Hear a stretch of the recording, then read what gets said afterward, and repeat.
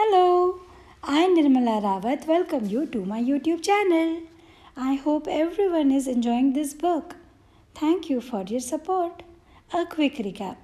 Till now, Soma narrated to Anusaya, her mother, and some ascetics how sage Devahuti transmitted memories of Narayani, that is, Mahalakshmi, being born as Bhargavi, and about the curse of Rishi Bhrigu. Moving on to the last part 6, chapter 14. Soma continues. Mata sat in silence for a long time as these memories returned to her. So, this is the cause of my separation from Ram? She finally asked Sage Devahuti. The great sage shook her head. This current situation was designed by the two of you for the release of Ravan. The separation that was predicted still lies ahead, but do not think about that now. It is in the future. A great battle lies before you. When that time comes, you will know what to do, and it will be for the benefit of the world, just as my daughter Khyati had spoken. I want to show you something now, my child, something that will help you realize the work that lies ahead when these events have passed. Take my hand. Mata took her hand, and in their light bodies they flew to the Sarayu river in Ayodhya. As they approached, Mata heard the most beautiful chanting. It was just before dawn, and the first hint of sunlight was beginning to creep across the horizon. As the night sky lightened, so did the sound of the chanting. Jai Mata Sita, Jai Ma. Jai Mata Sita, Jai Ma. Quietly, their voice blanketed the river. A wave of joy and surprise swept over Mata. Dozens of women were gathered and chanting her name, invoking the deities for her protection. This is what has created the protective shield around you. Every day since your departure from Ayodhya, these women have come to the river to chant and pray for your safety. At first, there was only one, that woman, over there, who is absorbed within. Devahuti pointed to a woman standing knee-deep in water, her eyes closed, her hands in prayer position. Then other came. When word of the captivity reached Ayodhya, dozens and dozens joined them. Every morning, no matter the season, rain, thunder, winds, nothing deters them. This is the power of this woman. Even Ravan cannot penetrate what has been created through their devotion. Therein lies your work, Sita. The seeds you are sowing for the future when the power of women will need to be awakened.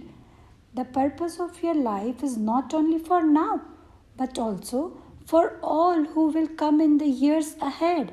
For the woman, Sita, who will follow the path you set.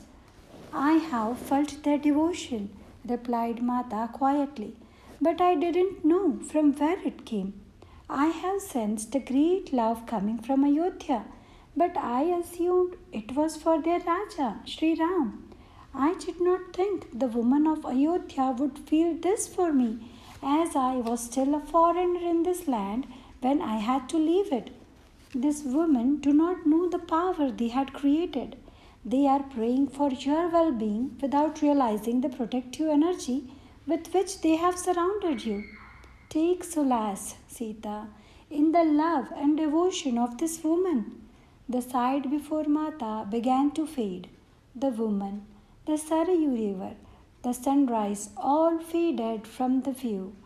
And before she knew what was happening, she found herself back under the Ashoka tree. The light form of Sage Devahuti also began to fade away. Dadi, don't leave, Mata called in a faint voice. As her heart burst with love for Maharshi Devahuti and all that she had gifted humankind. Vibrating in the ether for a moment longer, the sage said, by way of parting, Ram will fulfill the outer needs of this battle. You must fulfill the inner ones.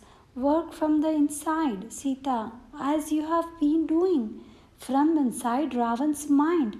That is where the real battle is taking place. Dawn was quickly approaching. Mata tried to hold on to the scene of Ayodhya, but the reality of Lanka again took hold of her. The guards approached with offerings of food and drink, trying to whet her appetite and entice her into Ravan's disordered universe. When Mata refused all food, they retreated, keeping their guard at a distance, and Mata drifted into meditation. A short time later, she heard a gentle woman's voice softly addressing her. Opening her eyes, she found Mandodari standing before her with a platter of food. Mandodari was Ravan's queen. She was devoted to her husband and was a pious woman who had continually pleaded with Ravan to release Sita. Every day, Mandodari had been cooking food for Mata and leaving it before her meditation seat, and every evening she came to reclaim the untouched food. Sita, I have cooked this food with my own hands, my best dishes, loved by all the household. I beg you to eat. Mata was silent as she gazed at Mandodari, a dignified woman, but one whose beauty was cloaked in a dress of sadness. Finally, she said, Mandodari, I am not unaware of your kindness and the purity of your heart, but I cannot eat or drink until Ram arrives. I am sorry not to be able to accept your offer. Truly, I am. Seeing the pain on Mandodari's face, great compassion arose in Mata's heart. How will you survive, Sita? It could be months.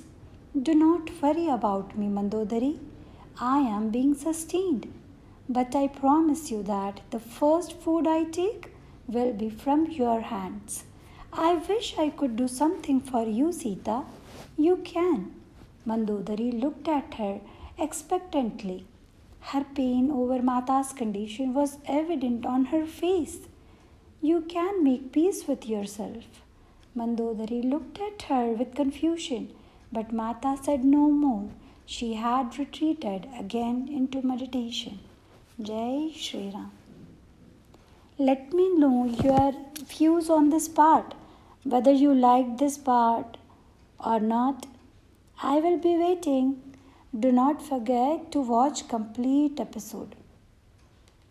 Please do like, comment and share. Thank you. Have a good day. Jai Shri Ram.